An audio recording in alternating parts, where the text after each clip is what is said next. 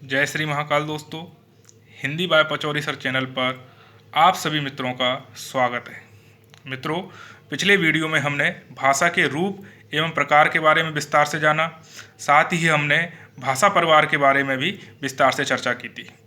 दोस्तों, यहाँ एग्जाम की दृष्टि से महत्वपूर्ण प्रश्न बनते हैं कि भाषा के कितने रूप एवं प्रकार होते हैं एवं भाषा परिवार के बारे में भी विस्तार से प्रश्न बनते हैं, जैसे हिंदी भाषा को किस भाषा परिवार के अंतर्गत रखा गया है, विश्व में कितने भाषा परिवार हैं एवं भारत में कितने भाषा परिवार की भाषाएं बोली जाती हैं। तो आप इन सभी प्रश्नों के उत्तर के लिए मेरे पिछले वीडियो को देख लें। यदि आपने वह वीडियो नहीं देख पाया है तो इस वीडियो के नीचे लिंक के माध्यम से आप उस वीडियो को जरूर देख लें, जिससे कि आपको भाषा के रूप एवं प्रकार के साथ भाषा परिवार के बारे में विस्तार से जानकारी मिल सकेगी। दोस्तों, आज हम हिंदी के विकास क्रम के बारे में चर्चा करेंगे, जहां हम हिंदी विकास क्रम में विस्तार से देखेंगे कि हिंदी का आगमन भारत में किस प्रकार हुआ। दोस्तों, जहां हमने भारत में पिछली बार देखा था कि चार भाषा परिवारों की भाषाएं बोली जाती हैं एवं विश्व में के साथ भारत का सबसे बड़ा भाषा परिवार था भारोपीय भाषा परिवार। दोस्तों, भारोपीय परिवार की जो भाषाएं हैं भारत एवं यूरोप तथा उसके समीपवर्ती क्षेत्रों में फैली होने के कारण इस भाषा वर्ग को भारोपीय भाषा वर्ग कहा गया। भारत और यूरोप इन दो शब्दों से मिलकर बना है भारोपीय। आप समझें कि भारोपीय परिवार कितना बड़ा है।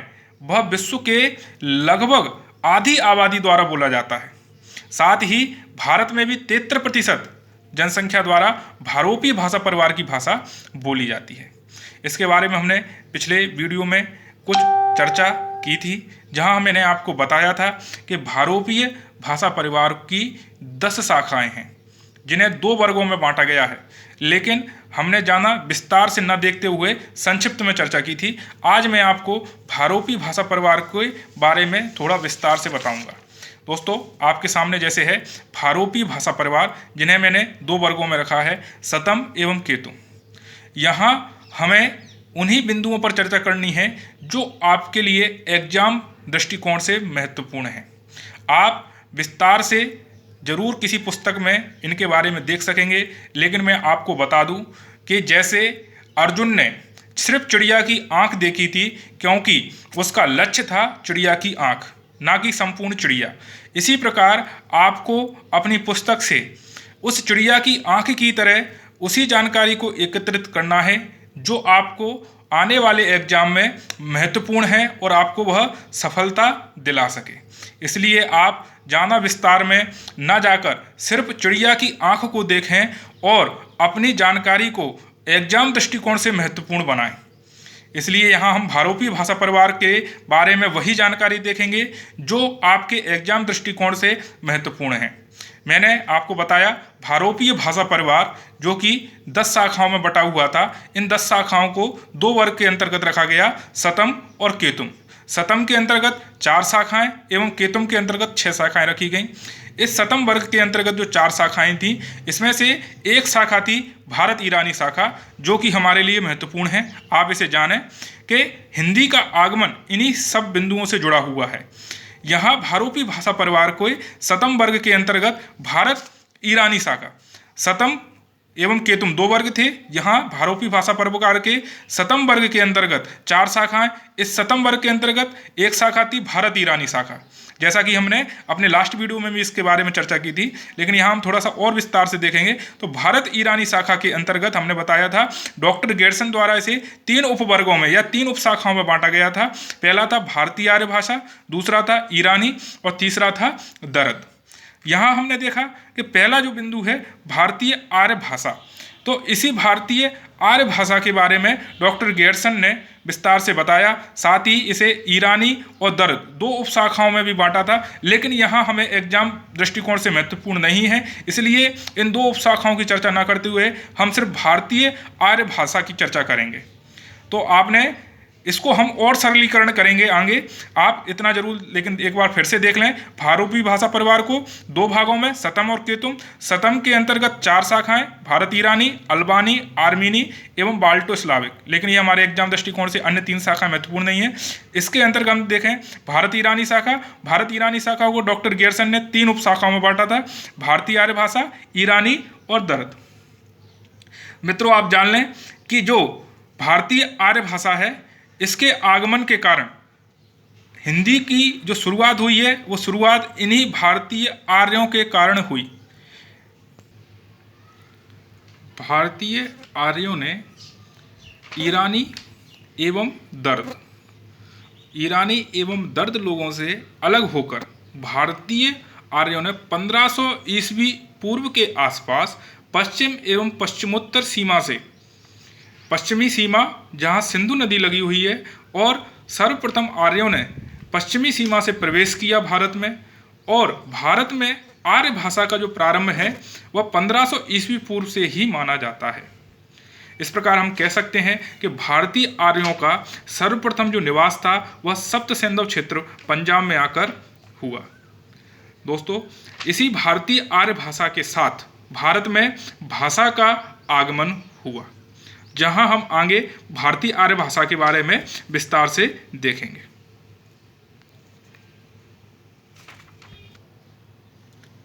यहां हम हिंदी की रथ यात्रा या विकास क्रम को और विस्तार से समझेंगे, और हमें ध्यान रखना है कि हिंदी की जो रथ यात्रा है वो कहाँ से शुरुआत हुई। भारोपीय भाषा परिवार, भारोपीय भाषा परिवार के हमने 2 वर्ग देखे, सतम और केतुम। तो किस वर्ग के अंतर्गत रखा गया?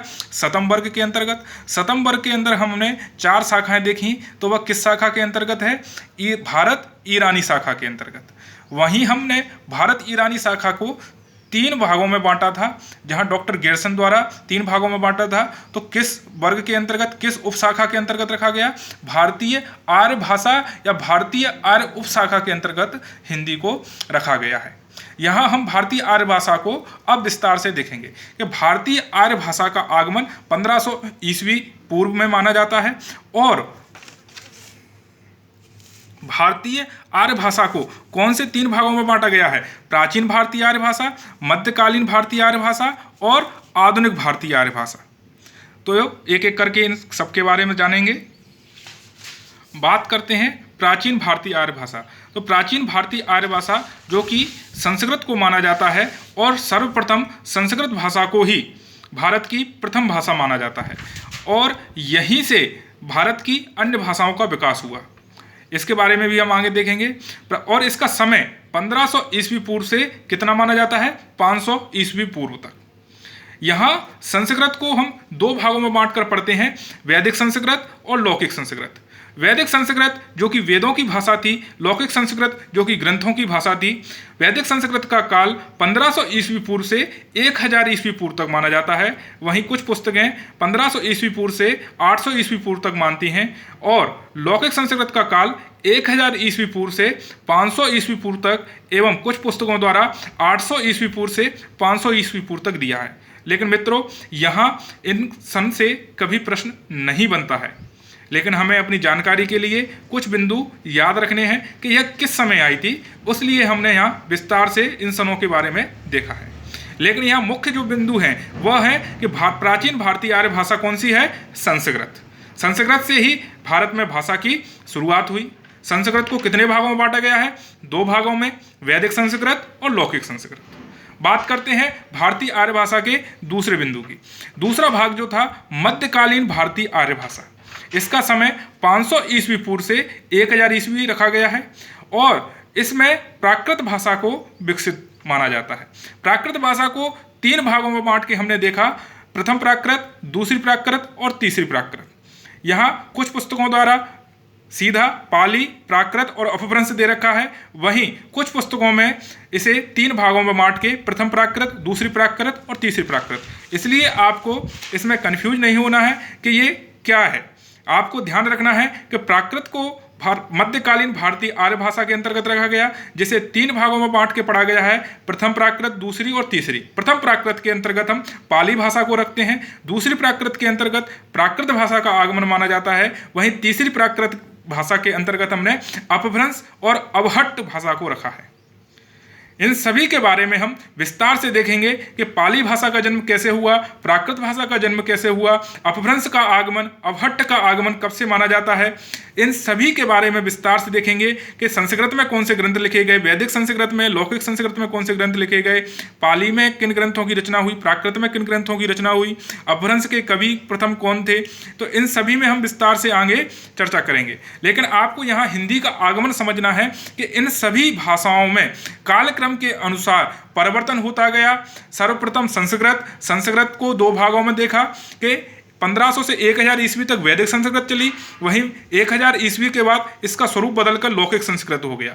इसके बाद इसका स्वरूप बदला और भाषा का आगमन हुआ पाली, और पाली के बाद भाषा का जो परिवर्तित रूप था वह था प्राकृत परिवर्तित होकर अपभ्रंश और अवहट्ट के रूप में परिवर्तित हुई, और हम 1000 ईस्वी अर्थात आधुनिक भारतीय आर्य भाषा से हिंदी के आगमन को मानते हैं। यदि आपको पाली, प्राकृत, अपभ्रंश से पूछा जाए कि किस भाषा से हिंदी का आगमन हुआ है, तो आपको ध्यान रखना है अपभ्रंश के बाद हिंदी का आगमन हुआ है। और यदि आपको प्रश्न बनता है और ऑप्शन में ये 4 ऑप्शन मिलते हैं, संस्कृत, पाली, प्राकृत, अपभ्रंश, तो आपको आंसर अपभ्रंश ही लगाना है। कई बार परीक्षाओं में हिंदी के आगमन के विकास क्रम को एक बिंदुवार तरीके से 4 अलग अलग तरीके से डिवाइड कर दिया जाता है, जैसे संस्कृत, पाली, प्राकृत, अपभ्रंश, अवहट्ट और हिंदी। इस प्रकार हिंदी का आगमन सही क्रम है। जब एग्जाम में प्रश्न बनता है तो इनमें परिवर्तन कर दिया जाता है, प्राकृत को पहले लिख दिया जाएगा, अपभ्रंश को बाद में लिख दिया जाएगा।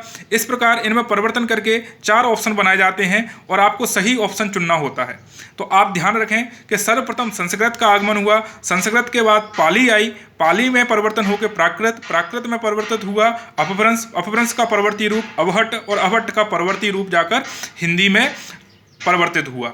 तो आपको यह ध्यान रखना है कि भारतीय आर्य भाषाओं में किस प्रकार परिवर्तन हुआ और किस समय किस भाषा का आगमन हुआ।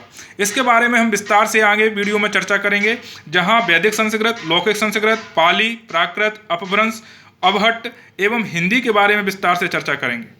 दोस्तों, यदि आपको मेरे द्वारा यह वीडियो पसंद बनाए जा रहे हैं, यदि आपको पसंद आ रहे हैं, तो आप इसे लाइक एवं कमेंट करके अपने सुझाव दें। साथ ही इसे अपने दोस्तों के साथ शेयर करें। ज़्यादा से ज़्यादा चैनल को सब्सक्राइब करें। आपका प्यार मुझे भरपूर मिल रहा है। आपके सब्सक्राइबर इस चैनल पर बढ़ते जा रहे हैं। आप इसी प्रकार सब्सक्राइबर बढ़ाते रहें। जब सब्सक्राइबर बढ़ते रहेंगे, आपका समर्थन मिलता रहेगा, तो आपके लिए आगे इसी प्रकार हिंदी के वीडियो बनाता रहूँगा। तो तब तक के लिए जय हिंद, जय भारत। घर पर रहें, सुरक्षित रहें। धन्यवाद दोस्तों।